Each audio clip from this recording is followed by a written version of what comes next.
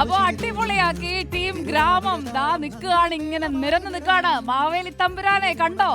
പ്രജകൾ, നമ്മുടെ കുഞ്ഞു പ്രജകൾ. തമ്പുരാനെ നമുക്ക് നടുക്കോട്ട് നിർത്താം. വാ തമ്പുരാനെ വന്നോളൂ. മാവേലിക്കൊപ്പം ഒരു വേദി പങ്കിടാനായിട്ട് എത്തിയിരിക്കുകയാണ് നമ്മുടെ ടീം ഗ്രാമം. വളരെ നന്നായിരിക്കുന്നു. മാവേലിയുടെ ചായ എങ്ങനെയുണ്ട്? വളരെ നല്ല ചായയാണ്. സാധാരണ എവിടെ കേട്ടിട്ടുണ്ട് ഉയരം കൂടുമ്പോഴാണ് ചായക്ക് ടേസ്റ്റ്. കളമശ്ശേരിയിലെ റിപ്പോർട്ടറിലെ ചായ താഴെ നിന്ന് മുകളിലെത്തി, ഉയരങ്ങളിൽ നിന്ന് ഒരു ചായയൊക്കെ കുടിച്ചു. അപ്പോ നിങ്ങൾ ഗംഭീര പെർഫോമൻസ് ആയിരുന്നു കേട്ടോ. സന്തോഷായോ?